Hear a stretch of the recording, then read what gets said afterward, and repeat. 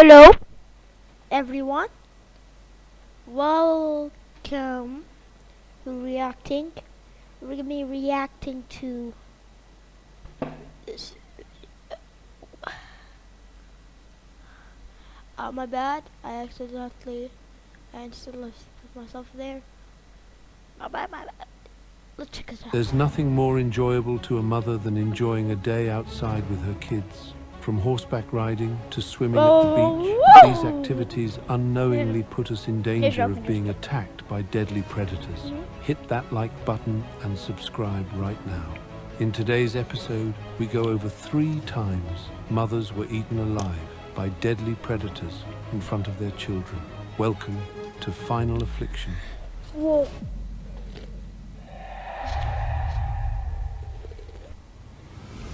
It was supposed to be a fresh start for 37-year-old Patty McConnell and 2 of her children, Kelly, 13, and Kristen, 7. From Texas, they had packed their bags and headed north. Texas? Their destination was Alaska, the great wilderness, the fresh air, the sense of adventure, and the prospect of new beginnings. With a long and arduous journey behind them and more than 12 hours ahead of them, Patty decided to pull over for a break. She spotted a sign along the highway. Liard River Hot Springs Provincial Park. It seemed like the perfect spot for them to stretch their legs and relax. It was a beautiful day on August 14th, 1997. Raised wooden walkways led the family of 3 from the car park over the swampland to the hot springs. An area of tranquility awaited them. Surrounded by boreal forests, the pools of naturally warm water are a haven for wildlife. Many people bask in the warm pools, soaking in the beautiful surroundings. But with the natural beauty comes the danger. With the great wilderness comes the wild. Patty and the 2 children slipped into their swimming suits. Barefooted, they trotted excitedly along the wooden walkways towards the pristine. Barefooted? They literally got shoes on. Don't you see the shoes? Wait. Don't you fucking see the shoes? Everyone has fucking shoes. This woman has fucking flatty pops or whatever they're called. This guy has Jordans on, and this woman has Jordans too. Waters. Kristen jumped into the pool first. She immersed herself in the water as the warmth engulfed her. Patty's son Kelly asked to walk to the next pool. Reluctantly, his mother agreed, telling Kristen to be safe in the water. Both Patty and Kelly walked a little further to the viewpoint. Pointing out the interesting plants that were encroaching on the still pools, they suddenly heard a noise, a rustling over Patty's shoulder. She turned around and was shocked to see a black bear only feet from them and the walkway. "Freeze, Mom," cried Kelly. Patty's heart thundered in her chest as she froze on the spot. The bear stared at the 2 of them, its eyes locked onto Patty's. She gasped as the bear took a step forwards. "Run, Mom," cried Kelly as the bear leapt up onto the walkway. The 2 of them sprinted up some steps to the lookout, but it was a dead end. With no time to think, Patty turned around just in time to see the bear launch itself right at her. She was knocked to the wooden floor. The 7-foot giant had her pinned down and was mauling her face. Patty screamed. Kelly grabbed a tree branch and whacked the bear. Again and again, he hit the bear as it savagely bit Patty's face over and over. At first, the bear didn't flinch, but then it paused and looked up at Kelly. He let out a cry as the bear went for him. Its 2-inch claws sliced through his torso. He gasped, unable to do anything but try and curl up into a ball. Kelly and Patty's screams had been overheard by Ray Kitchen, a 56-year-old trucker from British Columbia. He had been bathing in one of the pools with his children, and now he sprinted along the wooden walkways.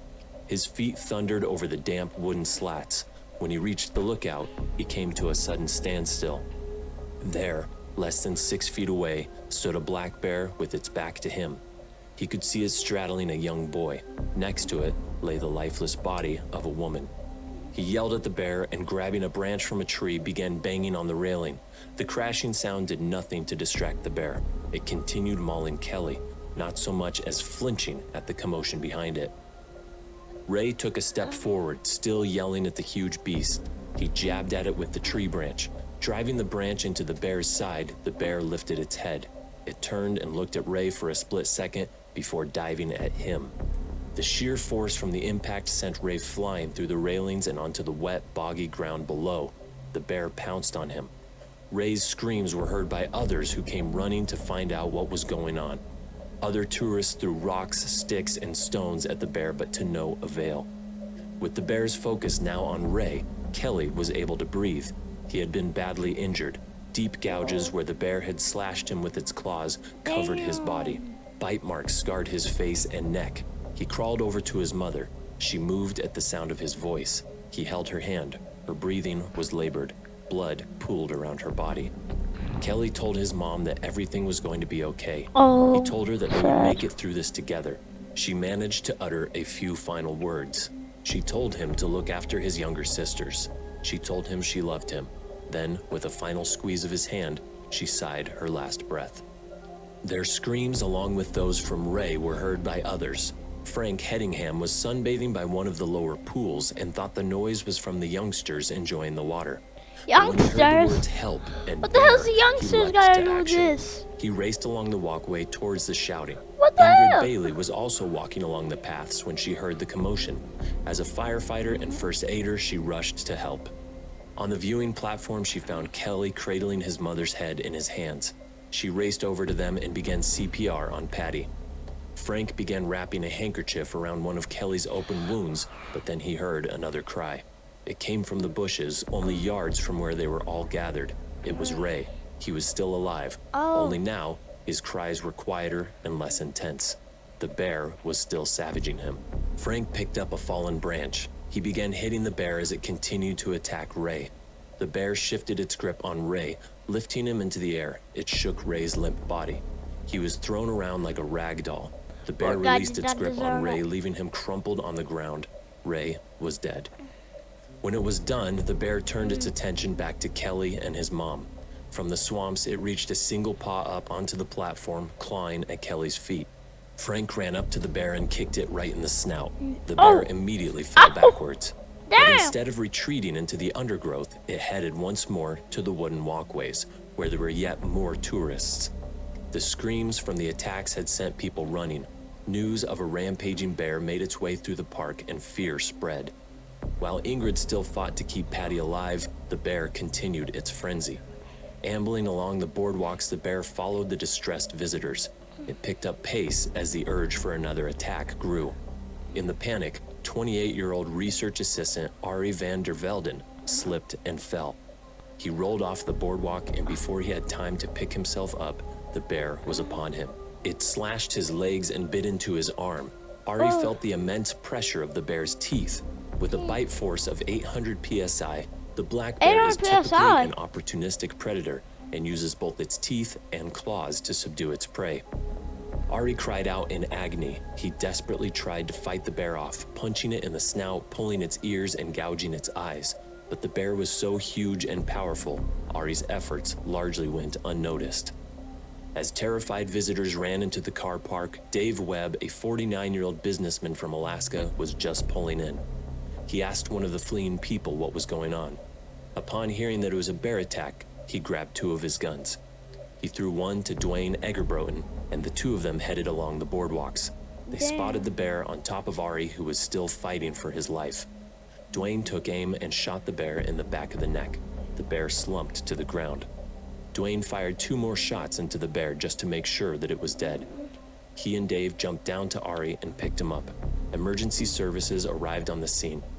Despite the best efforts of Ingrid to revive Patty, the mother of three sadly died at the viewpoint. Her young son Kelly and Ari were both taken to the hospital. They fought for their lives and incredibly survived the ordeal. Kelly damn. spent 3 weeks in a Canadian children's hospital. He suffered broken ribs, a punctured lung, a fractured vertebrae, and multiple deep lacerations. As the years have passed, he is still tormented by what happened to his mother. He asks himself over and over if he could have done more to protect her. But in reality, as a 13-year-old boy, he did more than most. Without hesitating, he attacked the bear. His heroic efforts had the desired effect and distracted the bear, but the damage to his mother had already been done. Ray, who also lost his life during the rampage, was awarded the Star of Courage posthumously the following year. More than 500 mourners turned out at his memorial service. Even the former President Bill Clinton wrote a letter to Ray's wife. He honored the bravery of a man who saved complete strangers, resulting in his own terrifying final affliction. السلام عليكم.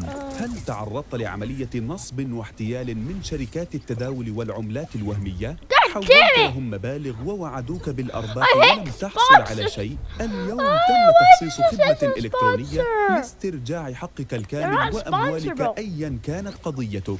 استرجع أموالك كاملة من أي شركة وهمية في العالم بقوة القانون المضمونة. كل ما عليك تقديم البلاغ في الموقع وترك تفاصيلك للتواصل معك. وعلاوة على ذلك هذه الخدمة مجانية لأول 10 مشتركين فقط. سنقوم بمراجعة بلاغك ودرسه مع المختصين وجهات. Cindy Parolin was a crisis counselor at Princeton Hospital, British Columbia. She was also a mother of 4.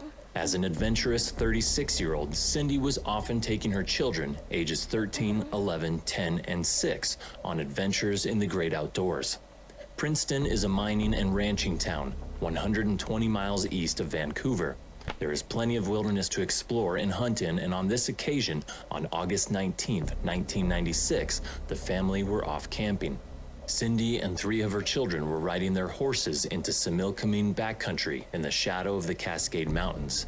This rough and rugged terrain is home to eagles, deer, and of course, the mountain lion. Rocky ridges and wooded mountainsides provided a stunning backdrop to open grasslands and the crystal clear waters of the Similkameen River. The family headed along one of the mini horse trails. Their destination was an isolated campsite where they were to meet Cindy's other son and husband. The children were excited. They were seasoned riders and had Wait, did I hear that right? Other son and husband. Yeah, you heard that right. Husband. Another husband. How many husbands do you need? The children were excited. They were seasoned riders and had ridden many times before, but always loved the thrill of a new adventure. During hunting season, Cindy would carry a rifle with her, strapping it to her saddle.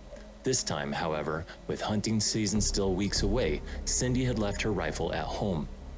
The sun was rising high in the sky. The young family chatted to each other as their horses plodded along the off-road tracks. The air was warm and the scenery was beautiful. They came upon a slight curve in the track. The horses hesitated. Cindy gave her horse a gentle nudge to carry on, but it refused. Stroking the horse's velvet soft neck, Cindy looked back at the others. They too stood still, flicking their heads up and down and dancing a little on the spot. The horses were anxious. Someone or something had spooked them. Cindy looked around. There was nothing there. A gentle breeze filled the air. The horses snorted and shifted uneasily on their feet. Then suddenly, from the nearby bushes, something darted at them.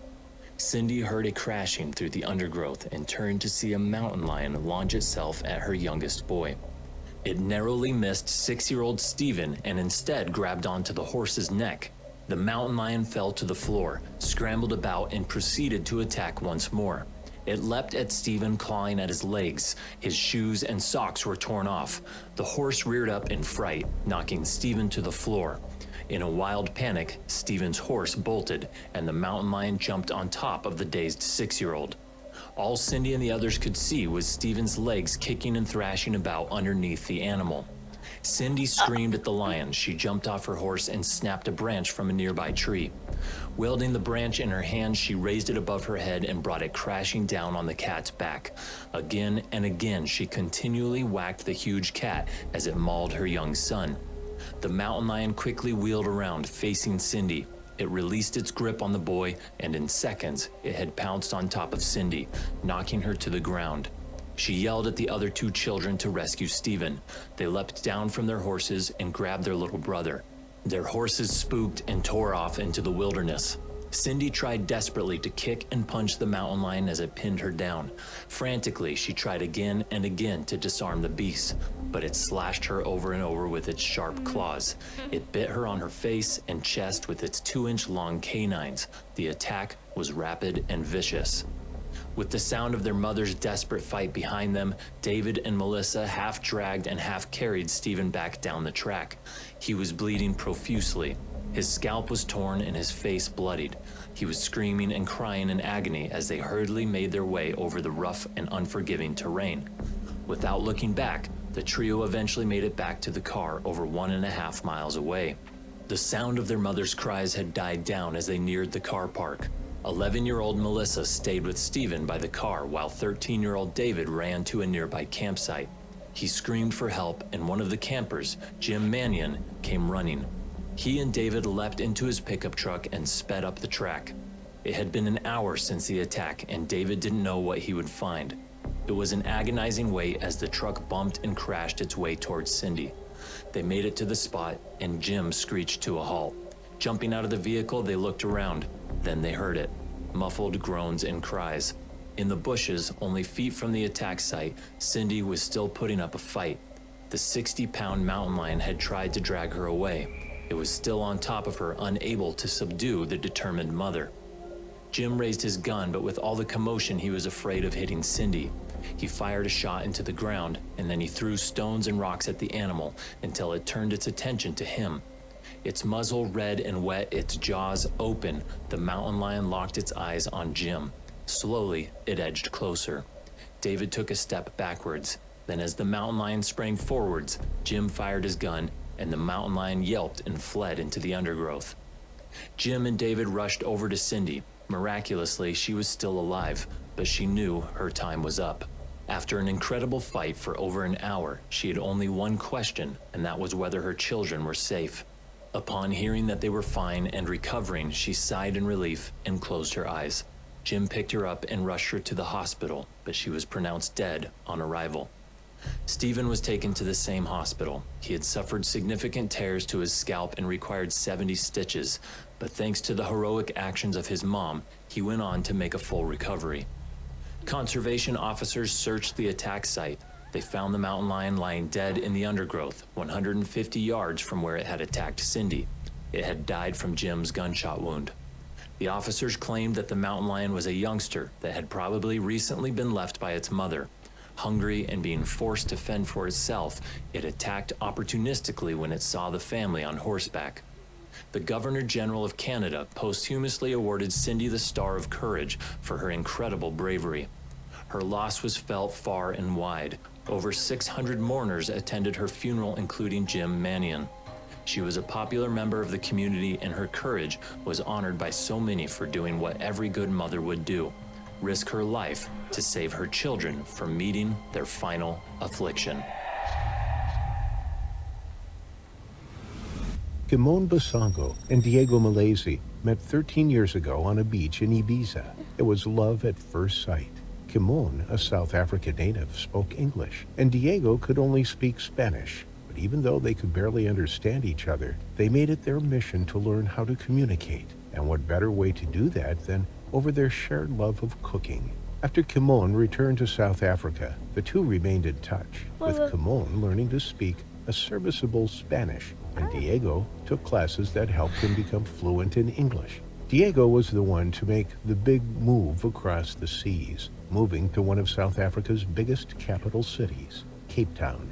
Together, they opened their little corner pizzeria, Fernando's Pizza. In between busy shifts and a rich social life, they carved out the time to run a soup kitchen that served the poverty-stricken communities across the city. And Kimon worked closely with the Rainbow House organization to fight homelessness in Cape Town. To say that the two were loved in the community would be an understatement. Kimon and Diego were loved by the rich, by the poor, and everyone in between. Almost everyone knew them by name, and if there was an event, whether that be charitable or a sporting event, they were almost always counted on the guest list. Together, they had a daughter, Luna, and Kimon, now in her mid-30s, was planning on trying for just one more baby before she reached her 40s. But the COVID-19 pandemic threw a wrench in their future plans. Together, the happy little family braved the storm that hit the world, and once it was safe for business to commence as usual, they hit the ground running. Like everyone else, they had their plates full trying to salvage their business, to reopen their soup kitchens. And now that Luna was starting kindergarten, the school runs and sporting events took up a big chunk of their time too. 2022 was an exhausting year, and the family decided that they'd take a short break in September, just as spring came to southern Africa. The big holiday season would start in December, and with all the preparation that they needed to put in before that time, this would be the last chance that they'd get to catch some of the new warmth that came with spring, and the rush to make up for lost time hit them in full force. Plettenberg Bay was 300 kilometers away, but the 4-hour drive went by quickly enough. The warm weather brought a handful of out-of-season holiday goers and surfers to the resort town. During peak season, the place is packed to the brim, more so than the other coastal hotspots. But in September, it was just full enough to add a little excitement to a weekend away, but not so much that the overcrowded streets and beaches became claustrophobic. The family spent their first afternoon unpacking their luggage at the resort that they booked into, and they took Luna out to play in the shallow pools with her fishing net. After they'd caught a handful of tiny fish and picked up a shiny shell or two for Luna's collection, Diego and Kimon picked up some takeout on their way back to their hotel. Luna was fast asleep by the time they pulled the car in, and Diego carried his daughter to her bed. They decided to let her sleep. She'd like her chicken nuggets just as much for breakfast in the morning. Saturday dawned even brighter than the day before, and all of them were itching to get back to the beach. Diego offered to stay behind so that Luna could finish her nuggets and have that bath that she missed out on the night before. So Kimon headed off to the beach, along with the other early risers at the resort, planning on meeting them there later. The resort's beach was just a 10-minute walk from their chalet, and Kimon didn't even bother to take her phone or any belongings besides her towel with her. She and Diego fully expected to see each other again within the hour.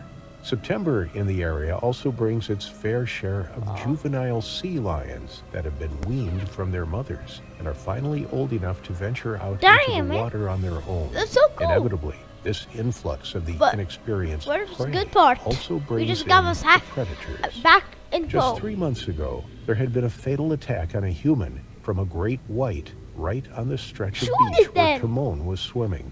The warning signs and red flags were long gone from the sands now, and the country had all but forgotten about the tragic event. Besides attacks being incredibly rare, the oceans also have nets spun around popular swimming destinations to keep the bigger fish out, and a slew of observation vessels that are constantly scanning the surface for sightings. Yeah. How the 14-foot great white managed to slip through the nets and the searchers' sharp eyes is still a mystery.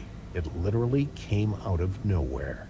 Kimon was amongst 20 or so other swimmers, and there were 4 surfers in the distance riding the rather low waves. There were at least 10 people who were deeper in the water than she was. Kimon was only standing waist deep in, watching the riders attempt to catch a decent wave. The only explanation is that the shark came from as deep as the water allowed it to go, and it applied the usual tactic when storming into a colony of sea lions. Great whites hurl themselves into the middle of the pack and bite down on the one who just happens to be closest to its jaws at the time.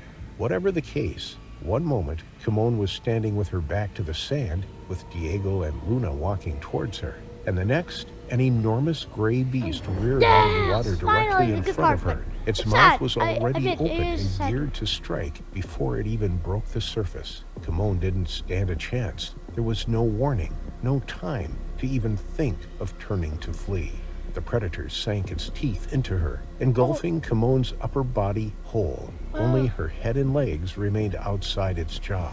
Diego, who'd had his eyes on Kimon when it happened, grabbed Luna and stuffed her face into his chest to spare her the gruesome sight that was playing out before them. The group around Kimon scattered, knocking each other out of the way to reach their children and to make it out to safety.